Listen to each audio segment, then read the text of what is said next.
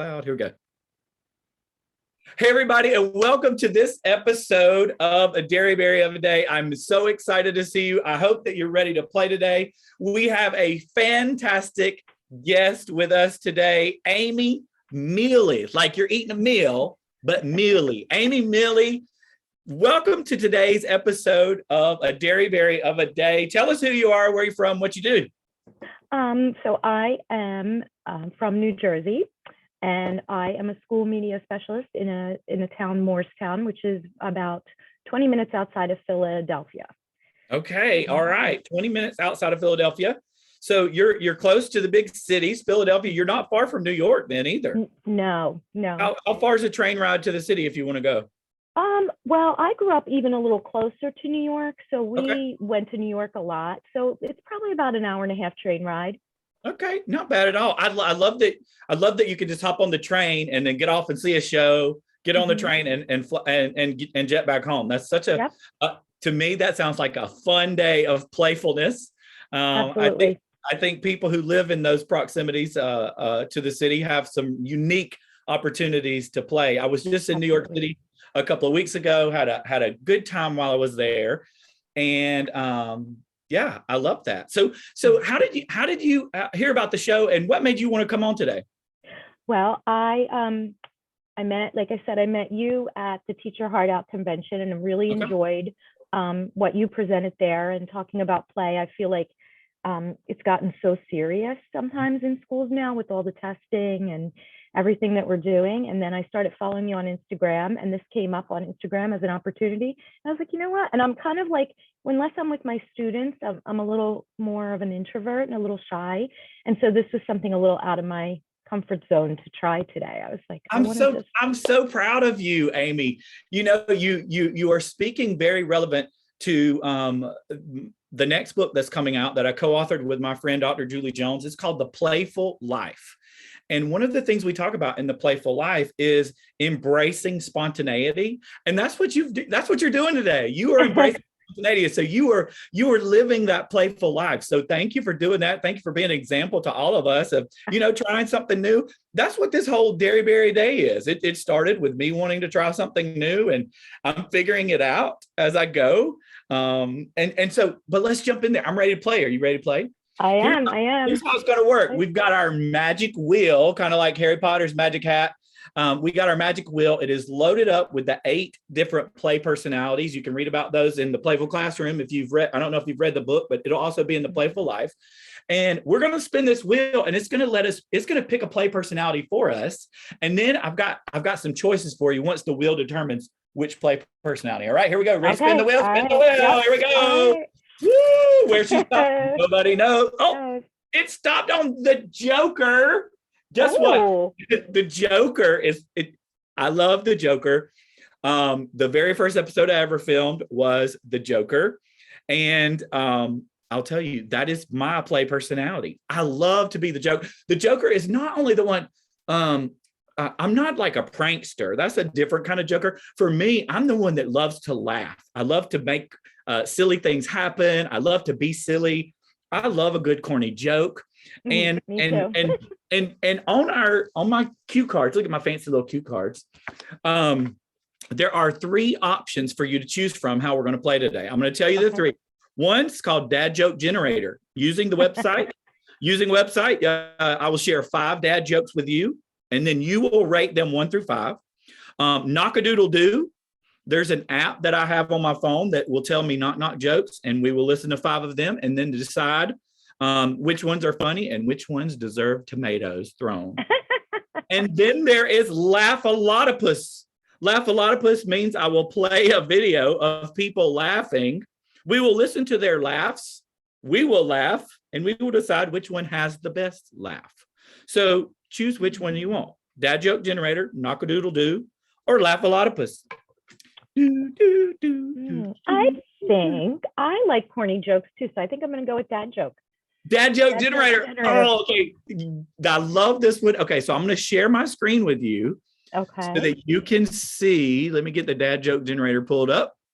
This is fantastic. This was on my very first episode of. Oh, I love it. It's called Dad Joke Generator. You can see up at the top, it is powered by CNN. And this is so cool. When you push the button, you'll see the screen raise up and it'll generate some jokes for us, and we'll see what they are and how we like them. And then we will laugh and you will rate them after we listen to 5 of them. You ready for the first one? Here we go. Do, do, do, do, do, do. Time flies like an arrow. Fruit flies like a banana. That one took me a minute. I was like, what? Fruit flies. Like, I get it. Okay.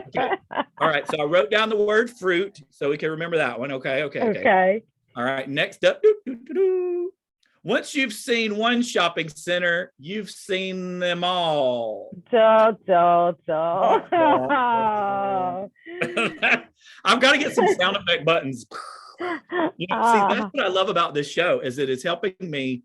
You're at the very beginning here. You're one of my first episodes. I'm going to have to get some sound effects because we needed something right there. That went, yeah. that one wasn't all that great. Okay, here we go. A plateau is the highest form of flattery. That one. What do you think, Amy? No. That was a tank. Okay, let's see. Okay, we got a list of 5 before we judge them all. What's more amazing than a talking dog? A spelling bee. I will tell you, I've heard that one before. All right, let's see what's next here. Push. When my son told me to stop impersonating a flamingo, I had to. Oh wow. Okay, Amy. Oh man. Here we go. Let's review. First, we had fruit flies like bananas. Yeah. Once you've seen a shopping center, you've seen them all. Plateau is the highest form of flattery. The spelling bee, and when my son told me to stop impersonating a flamingo, I had to put my foot down. Which one would you rank as the funniest joke you heard this morning? I gotta go. I think I gotta go with the flamingo. That is a good one. I love that one. I love that one. Okay. All right. What's the next one? Fruit flies, the ball, the plateau, the spelling bee. I think for me, I liked the bee because that one I can go use with my students today, and they'll think go use it right now. Funny. Yeah. Yep. That's what I love about these little moments of play that I'm having with people, is that it gives them not only a little funny moment of play right now, but it's a little nugget that you can take throughout your day and replicate.